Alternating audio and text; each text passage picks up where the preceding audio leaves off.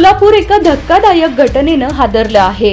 एका 23 वर्षीय नराधमानं 12 वर्षीय चिमुरडीवर जीवे मारण्याची धमकी देत अत्याचार केला। यातून पीडित मुलगी गर्भवती राहिली। अचानक एके दिवशी पीडित मुलीच्या पोटात दुखू लागल्यानं शेतकरी कुटुंबियातील आई वडिलांनी तिला गावातील हॉस्पिटलमध्ये नेलं। तिथे डॉक्टरांनी चिमुरडी गर्भवती असल्याचं सांगितलं। हे ऐकून आई वडिलांच्या पायाखालची जमीन सरकली। आई वडिलांनी विश्वासात घेऊन विचारणा केल्यानंतर तिने काही महिन्यांपूर्वी आरोपी सागर वय 23 राहणार सोलापूर हा पीडितेच्या घरी कोणी नसल्याची संधी साधून तिच्यावर अत्याचार केल्याचं सांगितलं। तसंच हा प्रकार सांगितल्यास जीवे मारेन अशी धमकी दिली। या धमकीला भिवून त्या चिमुरडीनं हा प्रकार कोणाला सांगितला नाही। मुलगी गर्भवती असल्याचं कळल्यानंतर कुटुंबियांनी तिला दुसऱ्या डॉक्टरकडे नेलं। तेव्हा तिच्या गर्भात जवळपास 30 आठवड्यांचे बाळ असल्याचं समोर आलं। यामुळे त्यावेळी तिचा गर्भपात करणं हे अशक्य होतं।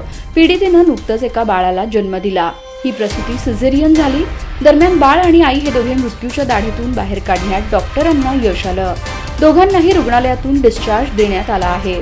पीडिता लहान असल्यानं शिवाय कुटुंबियांनी बाळाचं संगोपन करण्यास असमर्थता दर्शवली। यामुळे त्या बाळाचं संगोपन आता बाल संगोपन विभागाकडून करण्यात येणार असल्याची माहिती मिळत आहे। दरम्यान या घटनेनं एकच खळबळ उडाली आहे।